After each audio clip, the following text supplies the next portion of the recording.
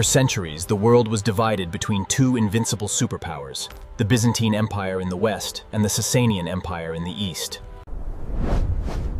But as these great powers clashed, a new force was emerging in silence deep within the southern deserts. The year was 629 AD. In Medina, the Prophet Muhammad, peace and blessings be upon him, he sent an envoy named Haris ibn Umayr to deliver a message of peace to the governor of Busra.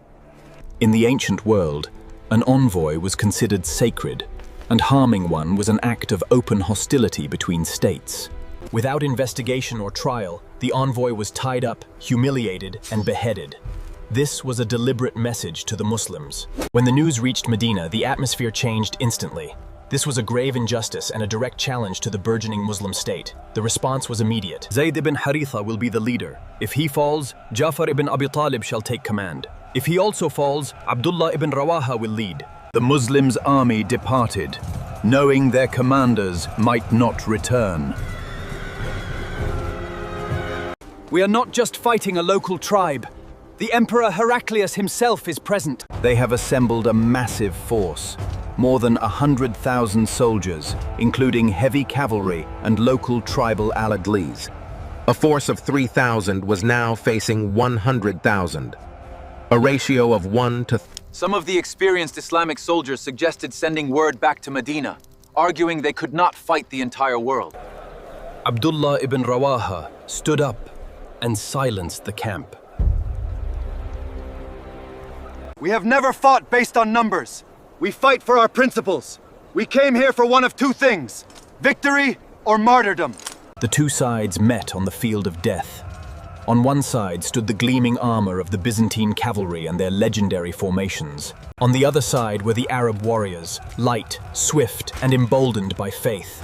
When they collided, the sound was thunderous. At the forefront was Zaid ibn Haritha. He fought with immense bravery, but against such an overwhelming wall, he eventually fell. The flag could not be allowed to touch the ground. Jaafar ibn Abi Talib rushed to seize it. He leaped from his horse, signaling that there would be no retreat. When both his arms were severed, he held the standard against his chest with his remaining strength to keep it aloft. Eventually, he too fell. Finally, Abdullah ibn Rawaha raised the banner, only to meet the same fate. 3 commanders were lost in a single afternoon. The entire command structure had collapsed.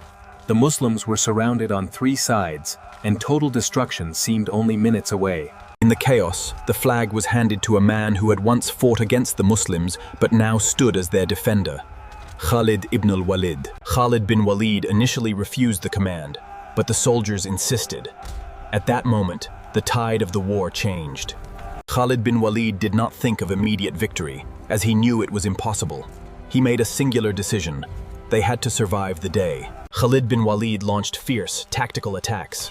It is said that he broke 9 swords in his hand that day, eventually gripping only a thick iron rod. He fought with such intensity that he held the line until the sun went down.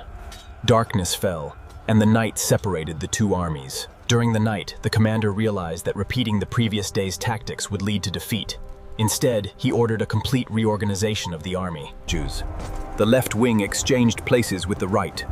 The front ranks rotated to the rear, new banners were raised, and the Byzantines would see new faces, different flags, and different banners, leading them to believe that fresh reinforcements had arrived from Medina. But the real stroke of genius was yet to come. Khalid ordered a small squad to ride far behind the lines, dragging brushwood and blankets to kick up massive clouds of dust. As dawn approached, a mountain of dust rose over the horizon. When the Byzantines emerged from their camps, they were stunned.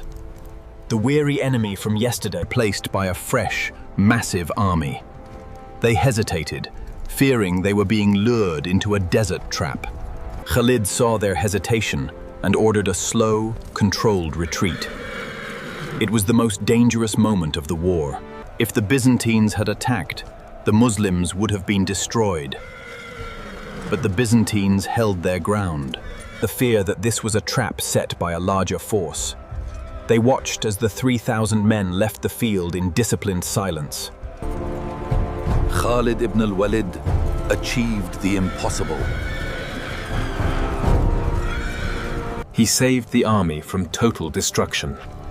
He chose to leave in broad daylight, showing no sign of panic. Effectively inflicting heavy psychological damage on the enemy, while suffering minimal losses himself. When the warriors returned to Medina, some people criticized them for retreating. But the Prophet stepped forward and corrected them. They had not fled, but had conducted a tactical withdrawal and would fight again. It was then that the Prophet ﷺ gave Khalid the title that would last through history, Saifullah, the sword of Allah.